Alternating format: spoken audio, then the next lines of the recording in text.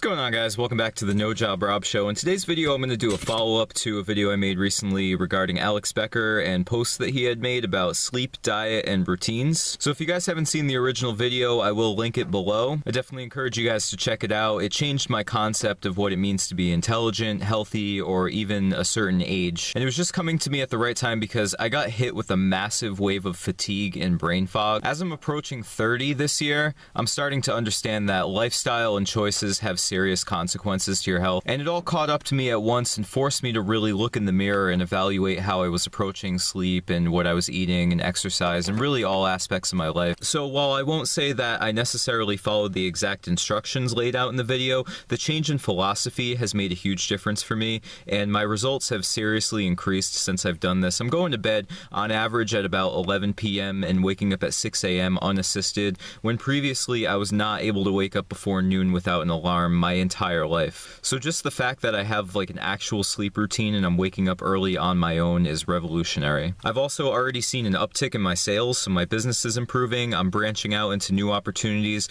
As you guys may know, my background is mostly in affiliate marketing, but now I'm branching out into social media marketing and making strides with that. So I'm going to share with you the things that I did do, and I'm not going to claim to be an expert. And I found that like online business is a clusterfuck of information. Nutrition is so much worse because there's such like a cherry picking agenda. Like say you're making an article about a certain benefit, you may pick the piece of information that supports your claim, whereas there are like several negative side effects to the same piece of information. So I encourage you guys to kind of go through that torment yourselves. I'm just going to point out the information that I picked to support the benefit that I wanted, and I'll continue to see how it goes, but like I said, so far so good. So first of all, when it comes to sleep, I avoid using devices for up to an hour before I go to sleep, so no screens, because screens emit blue light, which signals to our brains that it's still daytime and therefore it's not time to secrete melatonin, which is the hormone that regulates your sleep cycles. So if I am using screens, I use blue light blocking glasses. I have a gamma ray optics, gamma radiation and blue light blocking glasses. So they just reduce eye strain anyway, and they're like 15 bucks, so I'll link them below if you want to check them out. Also, instead of putting videos on as I'm going to sleep, I've decided to put on brown noise. You guys are probably familiar with white noise. It's like a high frequency hissing sound, whereas brown noise is more low frequency and it resembles more of like a rainstorm or ocean waves. So it's kind of a matter of preference which works best for you, but there's also pink noise, which is somewhat in the middle, but I've been using the brown noise and it's helped me get to sleep much more quickly. And additionally, I've been trying to avoid eating for at least 3 to 4 hours before I go to sleep because again, your body won't secrete the necessary hormones to regulate your sleep if you've just recently eaten. So as far as when I wake up, from what I understand, cortisol, the stress hormone, burns off all your excess fuel from the day before within approximately the first hour after you wake up. So I kind of let it do its thing, and I don't like to eat for at least like an hour after I'm awake. But I will have room temperature or warm water with Himalayan pink salt stirred in, and what that does is it balances your electrolytes, and it also allows your body to better absorb water and get more hydrated from the water that you're getting, and it also primes your digestive system. So after about an hour of being awake, I'll have a bowl of shredded wheat.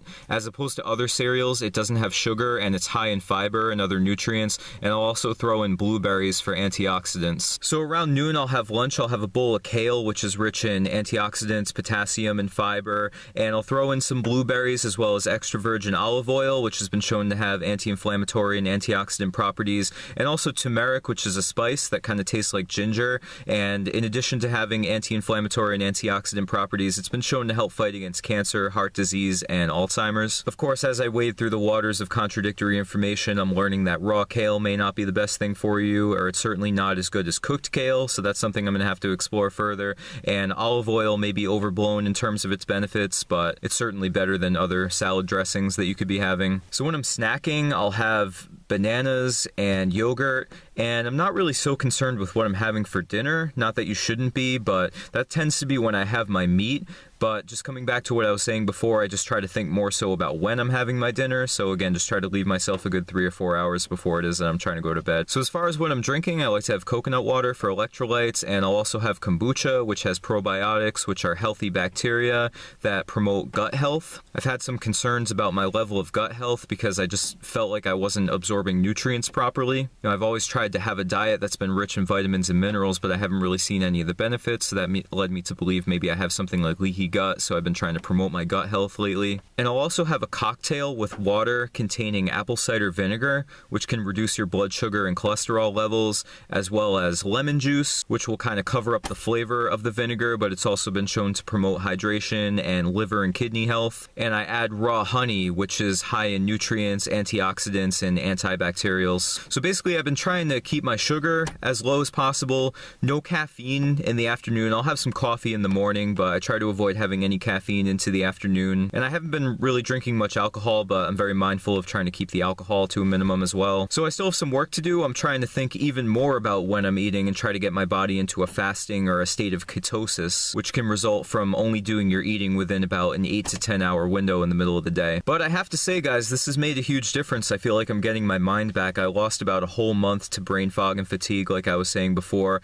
and that forced me to kind of grow as a result of the discomfort and tackle the problem head on. And as a result, I'm starting to get my mental clarity back to the point that I felt when I was in my early 20s. I would say up until the age of maybe 23, I felt like I was very sharp, I'm very capable. Things weren't necessarily difficult for me. But as I got into my mid-20s and now especially my late 20s and as I approach 30, everything caught up, and a lot of people think it's just a matter of your innate intelligence, but really the person whose system is operating at the most pristine level is the person who's going to win, not the person who's naturally smarter. So just a couple of things to cap it off. I've been taking cold showers. More so, I'll take a warm shower and then switch to cold for the last maybe 30 seconds. Makes me feel amazing, releases endorphins, boosts testosterone, boosts the immune system. And I just got some push-up bars, so if I'm feeling like I'm in a lull and I need to get the juices flowing, I'll drop and do like 20 push-ups and then feel much better after that. So I'll list everything that I talked about right in the description, and I'll also link you guys again to that video I did about Alex Becker's post, because they explained how he was able to double his income within his business within a 2-month frame of just evaluating all his sleep, his diet, and his routines. He also used what's called an Oura ring, which is a device that takes respiratory and heart rate and sleep cycle readings. So if you have the data to go by, what gets measured gets managed. So they're about $250 to $300. So if you don't have the money to throw at that, it doesn't seem to be absolutely necessary, but it's something I could see myself getting in the future. I'm definitely bringing myself to take this seriously. I take my own performance seriously. I'm trying to grow a business and a brand, and with the state I was functioning at, it was next to impossible to see any progress. So again, guys, I'm very encouraged with the progress. I feel like it's like a Bradley Cooper Limitless type of scenario. I feel like, my potential is endless right now, and it's just a great feeling. It's something that I haven't had, for most of my life, honestly. So let me know what you guys thought of the video. I reply to every comment on the channel. Also hit the like button and subscribe so you don't miss an upload. I upload regularly with just different ways you can get more time, location, and financial freedom in your lives. Make sure to check out that original video I did from Alex Becker's post, and I'll talk to you guys very soon on No Job Rob. Thank you guys very much for watching. Hope you all have a great day.